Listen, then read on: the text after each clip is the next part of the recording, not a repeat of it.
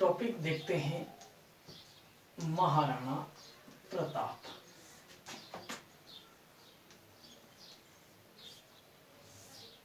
महाराणा प्रताप के बारे में देखते हैं। महाराणा प्रताप के जीवन के बारे में अपन कुछ देखते हैं। तो सर्वप्रथम देखते हैं उनका जन्म। जन्म हुआ 9 मई 1540 को। और ऐसे देख लेते हैं, हिंदी महीने की बात की जाए तो ज्येष्ठ शुक्ल तृतीया को महाराणा प्रताप का जन्म हुआ था। अब देख लेते हैं जन्म स्थान, कहाँ पर जन्म हुआ था। तो स्थान है कुंभलगढ़ दुर्ग। कुंभलगढ़ दुर्ग जो राजसमंद जिले में आया हुआ है, वर्तमान राजसमंद जिले के अंदर स्थित है। इसके अलावा इस दुर्ग में एक अंदर एक और दुर्ग बना हुआ जिसका नाम है कटारगढ़, जिसको मेवाड़ की आंख कहा जाता है। लेकिन महाराणा प्रताप का जन्म हुआ था बादल महल में।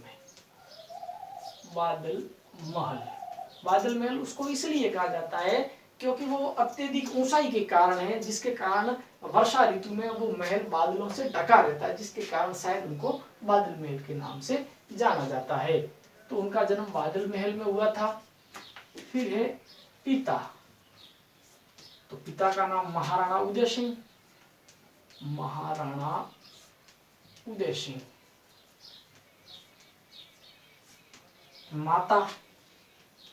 माता का नाम है जयवंताबाई।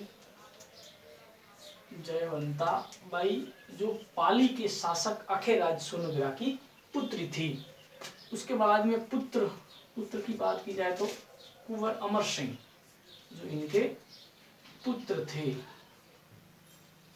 फिर इनकी है पत्नी, उनका नाम था अजबदे पवार जो बिजोलिया भिलवाड़ा की थी। अब इनके बचपन का नाम इनके बचपन का नाम था कीका। इनके गुरु का नाम था राघवाचार्य। लेकिन इनको शस्त्र विद्या दी थी, या फिर यूं कह सकते हैं शस्त्र गुरु, जिनका नाम था जयमल राठौर। ये इनके शस्त्र गुरु थे। इसके अलावा इनका एक घोड़ा था, प्रसिद्ध घोड़ा, जिनकी बात की जाए तो उसका नाम है चेतक। हाँ छुट्टी। और उसके बाद में उनका एक प्रसिद्ध हाथी था जिनका नाम था राम प्रसाद। ये महाराणा प्रताप के बारे में एक सामान्य जानकारी हुई कि जन्म 9 मई 1540 ज्येष्ठ शुक्ल तृतीया को हुआ था। स्थान कुंभलगढ़ दुर्ग जो वर्तमान राजसमंद के अंदर आया हुआ, उसके बादल महल में जन्म हुआ था। पिता है महाराणा उदय सिंह। माता का नाम जयवंताबाई। पुत्र है कुंवर अमर सिंह। पत्नी अजबदे पवार। बचपन का नाम कीका था। गुरु राघवाचार्य थे। शस्त्र विद्या इनको जयमल राठौर ने दी थी। और घोड़ा जिसका नाम चेतक था जो उनका सबसे प्रिय घोड़ा था, और एक उनका प्रिय हाथी भी था जिसका नाम था राम प्रसाद। तो ये तो महाराणा प्रताप के बारे में एक बेसिक और सामान्य जानकारी थी। अब महाराणा प्रताप को थोड़ा हम विस्तार से देखते हैं, विस्तार से इसका अध्ययन करते हैं।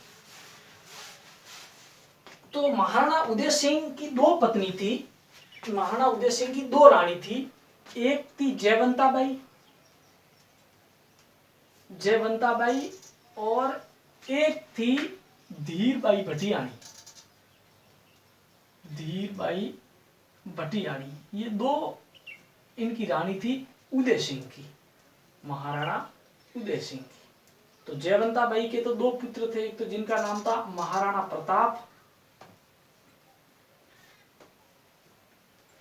और शक्ति सिंह, महाराणा शक्ति सिंह। और धीरबाई का भटियाणी का एक पुत्र था जिसका नाम था जगमाल। जब सन 1572 के अंदर उदय सिंह की मृत्यु हो जाती है, उनका दाह संस्कार जब 1572 के अंदर किया जाता है, 1572 में इनकी मृत्यु हो जाती है और इनका दाह संस्कार गोगुंदा के अंदर किया जाता है। तो उसका दाह संस्कार करने के बाद में जगमाल अपने आप को वहां का शासक घोषित कर देता है और जगमाल राजगद्दी को ग्रहण करता है। लेकिन जगमाल अयोग्य था। मेवाड़ के सामंत सरदारों ने और वहां की जनता ने महाराणा प्रताप को योग्य बताते हुए महाराणा प्रताप का अस्थायी रूप से गोगुंदा के अंदर उनका राज तिलक किया जाता है। बाद में इनके मामा अखेराज सोनग्रा और इनकी मदद से जगमाल को वहां से पदच्युत किया जाता है और उनका महाराणा प्रताप का विधिवत राज्याभिषेक 1572 के अंदर कुंभलगढ़ दुर्ग के अंदर किया जाता है, जिसके अंदर जोधपुर का राव चंद्रसेन भी इनके राज तिलक के अंदर उपस्थित होता है। अब अपन देखेंगे महाराणा प्रताप शासक बन गए हैं, तो मेवाड़ की स्थिति कैसी है। तो मेवाड़ की स्थिति का अवलोकन कर लेते हैं। राजस्थान का मानचित्र बनाता हूं मैं, पड़े हुए हैं। तो उस समय मेवाड़ की स्थिति कैसी है उसके बारे में हम यहाँ पर देखेंगे।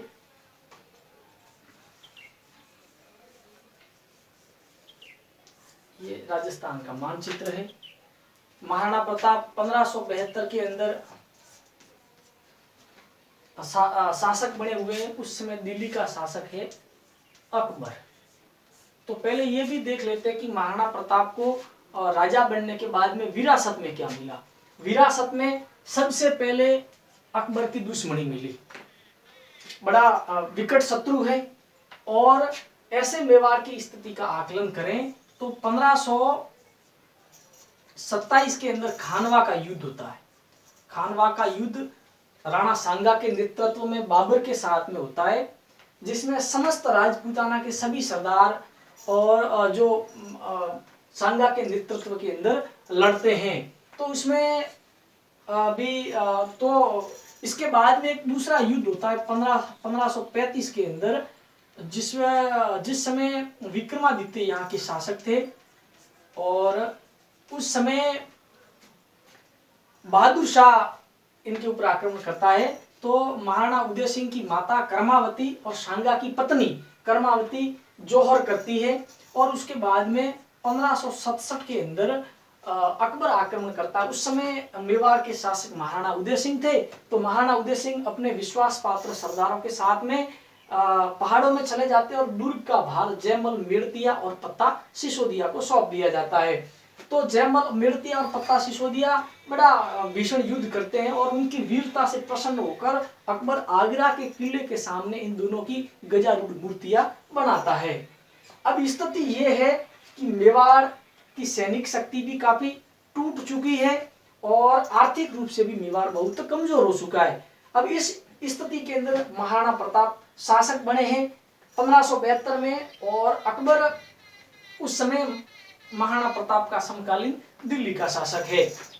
तो जैसे ही महाराणा प्रताप शासक बनते हैं, सबसे पहले अकबर एक शिष्टमंडल भेजता है महाराणा प्रताप को अपनी अधीनता स्वीकार करने के लिए। लेकिन महाराणा प्रताप तो बोले कि मैं रजपूतन रो जायो हूँ, रजपूती कर्ज चुकाऊंला, और शीश पड़े पण पाग नहीं, मेवाड़ी आन बचाऊंगा। कि जब तक मैं जीवित हूँ, जब तक मेरे अंदर सांसें चल रही है, तब तक तो मेवाड़ पर कब्जा करना तो दूर की बात है, मेवाड़ की और कोई आंख उठाकर भी नहीं देख सकता। तो वैसे अकबर एक प्रयत्न करता है कि वो महाराणा प्रताप को अपनी अधीनता स्वीकार करवा ले। तो 1572 में भेजता है जलाल खां को। जलाल खां को 1572 के अंदर महाराणा प्रताप का जैसे राज्याभिषेक होता है ये भेजता है और महाराणा प्रताप को अधीनता स्वीकार करने के लिए भेजता है। लेकिन महाराणा प्रताप इनकी बातों पर ध्यान नहीं देते, क्योंकि वो तो स्वतंत्र प्रकृति के थे, वो किसी के इशारों पर चलने वाले नहीं थे, भले ही कोई कितना ही शक्तिशाली क्यों न हो। इसके बाद में भेजते हैं कुंवर मान सिंह को। कुंवर मान सिंह, उनके बाद में आता है कुंवर मान सिंह का पिता आता है भगवंत दास, और अंत में आता है टोडरमल। ये तीनों आते 1573 के अंदर। साम दाम दंड भेद तमाम प्रकार के चीजें हथकंडे अपना लेते हैं, लेकिन महाराणा प्रताप को अकबर की अधीनता स्वीकार करवाने में ये असफल रहते हैं। जब असफल रहने के कारण फिर अकबर भी अपने दक्षिणी अभियानों में व्यस्त रहता है, इसलिए मेवाड़ पर पर्याप्त ध्यान नहीं दे पाता। बाद में वो अपना ध्यान केंद्रित करता है मेवाड़ की ओर। 21 जून 1576, कहीं कहीं पर ये किसी कोई पुस्तकों में ये तारीख 18 जून 1576 भी बताई जाती है। तो उस समय अकबर अजमेर से सेना का नेतृत्व कुंवर मान सिंह को सौंपता है महाराणा प्रताप मेवाड़ के ऊपर आक्रमण करने के लिए। तो अजमेर से सेना इधर मांडलगढ़ दुर्ग भीलवाड़ा के अंदर आती है, यहाँ पर महीने 1.5 महीने रुकती है और यहाँ से फिर फाइनल योजना बढ़ती है महाराणा प्रताप के ऊपर आक्रमण करने की। तो यहाँ से सेना लेके ये सीधा कुंवर मान सिंह हल्दी घाटी के मैदान की ओर आ जाता है। जब इसकी सूचना महाराणा प्रताप को लगती है तो उस समय महाराणा प्रताप ने भी उनको भी पर्याप्त समय मिला था, तो उन्होंने भी अपनी सैनिक शक्ति को काफी संगठित कर लिया था। तो जैसा ही पता चलता महाराणा प्रताप भी है जो इधर हल्दी घाटी का जो मैदान वर्तमान राजसमंद के अंदर है वहां पर आ जाते हैं। तो प्रारंभ में भीषण युद्ध शुरू होता है जिसमें हरावल सेना का वो भाग होता है जो सबसे आगे रहता है, शत्रु का सामना सबसे पहले करता है। तो हरावल सेना का नेतृत्व कर रहा था सूरी हकीम या हकीम खां सूर, जो हैदराबाद का पठान था। इसके साथ में थे कृष्णदास चुंडावत और संद्रावल सेना का नेतृत्व कर रहे थे राणा पुंजा। इसके अलावा अकबर की सेना के अंदर कुंवर मान सिंह हरावल सेना का नेतृत्व करते हैं। कुंवर मान सिंह एक हाथी पर बैठे हुए जिसका नाम है मर्दाना, वो मर्दाना हाथी लेकर आए हैं और युद्ध भूमि के अंदर उस हाथी के ऊपर सवार है। तो उस समय क्या होता था, हाथियों के सूंड के अंदर एक तलवार ऐसे लगाई जाती थी। तब जैसे हाथी चलता था ऐसे सूंड हिलाता था, तो उस तलवार की सपेट के अंदर जो भी सैनिक आते थे कट जाते थे। तो इस मर्दाना हाथी की सूंड के अंदर एक वो तलवार लगाई गई है और वो हाथी आधी सेना का काम करता है। तो वो भी सूंड हिलाता है, तो आगे जो सैनिक आते हैं वो कटते जाते हैं। बड़ा भीषण युद्ध चल रहा है। महाराणा प्रताप ढूंढ रहे कि कुंवर मान सिंह कहाँ है, जो एक राजपूत होते हुए एक मुगल के नेतृत्व के अंदर एक राजपूत से लड़ने आए हैं। तो इस युद्ध की एक विशेषता ये है कि अकबर मुस्लिम है, लेकिन इनका नेतृत्व, सेना का नेतृत्व एक राजपूत कुंवर मान सिंह कर रहा है। इधर महाराणा प्रताप राजपूत हैं, लेकिन उनकी हरावल सेना का नेतृत्व एक मुस्लिम सूरी हकीम या हकीम खां सूर कर रहा है। बड़ा भीषण युद्ध होता है। महाराणा प्रताप कुंवर मान सिंह को ढूंढते हैं और युद्ध क्षेत्र के अंदर वो उनकी आंखों के सामने आ जाता है।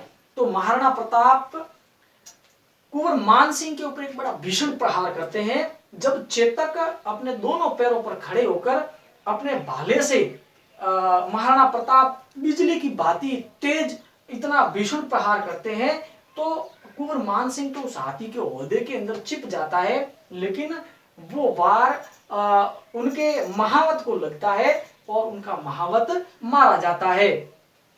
इसके अलावा बड़ा भीषण युद्ध चल रहा था। तो उस युद्ध के अंदर कुछ सरदारों ने महाराणा प्रताप को सुरक्षित न देखते हुए उस युद्ध भूमि से बाहर निकालने का निश्चय किया। तो महाराणा प्रताप तो युद्ध भूमि से बाहर निकलने के लिए तैयार नहीं थे, लेकिन अत्यंत उन सरदारों के अनुनय विनय करने के बाद में महाराणा प्रताप ने उनकी बात मानी और वो युद्ध क्षेत्र से निकल गए। जब वो युद्ध क्षेत्र से जा रहे थे तो कुछ 2-4 मुगल सैनिक उनका पीछा कर रहे थे।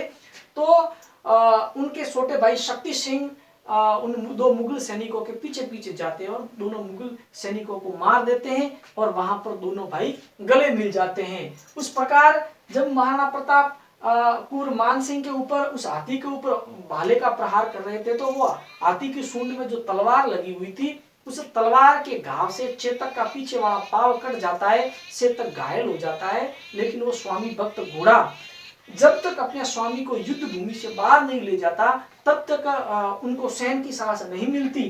तब जाके चेतक है जो महाराणा प्रताप को युद्ध भूमि से बाहर लेकर जाके एक नाले को कूदता है और वही गिर जाता है और वही चेतक की मृत्यु हो जाती है।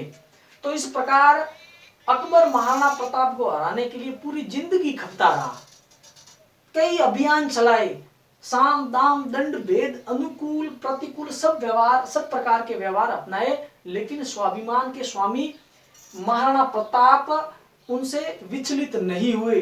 वो सदैव स्वाभिमान से जीते थे।